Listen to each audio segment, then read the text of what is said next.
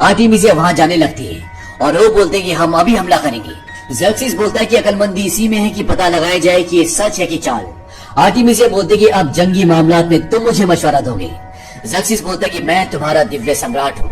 Artemisia बोलती है तुमने 300 स्पार्टन्स को मारकर उन्हें अमर बना दिया और एथेंस शहर को जलाकर इस खूबसूरत शहर को मिट्टी में मिला दिया। इस बात से ज़र्क्सिस को गुस्सा आ जाता है और वो आर्टेमिसिया को एक थप्पड़ मारता है।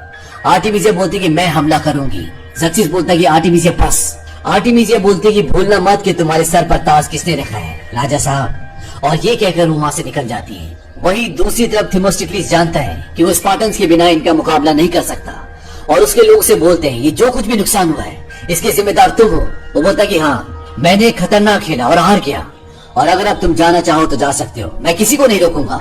और ये सच भी होता है क्योंकि मुट्ठी भर लोग आर्टेमिसिया का सामना नहीं कर सकते, पर उनमें से वहां से कोई भी नहीं जाता और ये मुट्ठी भर लोग ये फैसला करते हैं कि वो फारस की सेना का मुकाबला करेंगे, चाहे उनकी जान ही क्यों न चले जाए।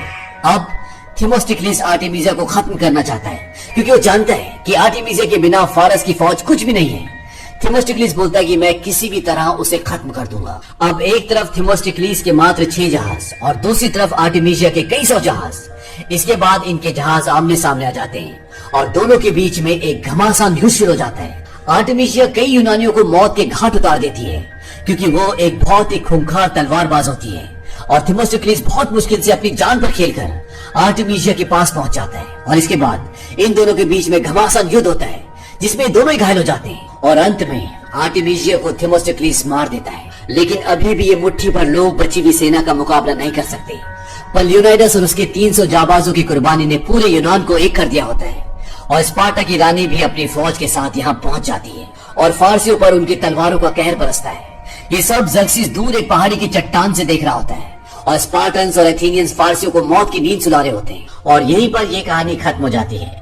इसका फर्स्ट पार्ट 300 सन 2006 में आया था और सेकंड पार्ट सन 2014 में। ये दोनों ही पार्ट्स कमर्शियली सक्सेसफुल थे। सेकंड पार्ट की पूरी कहानी थेमिस्टोक्लिस और आर्टेमिसिया पर आधारित थे। अभी भी इसका सबसे मेन पार्ट आना बाकी है जिसमें युद्ध का क्या फैसला होगा ये दिखाया जाएगा और ये भी कि रूहानी ताकतों के मालिक ज़र्क्सिस का अंत क्या होता है। ये फिल्म सन 2014 में रिलीज हुई थी। IMDb पर इसकी रेटिंग है 6.2। इस फिल्म का बजट था $110 मिलियन और बॉक्स ऑफिस पर इसने कमाई की थी $337.6 मिलियन की। उम्मीद करते हैं कि ये कहानी आपको पसंद आई होगी।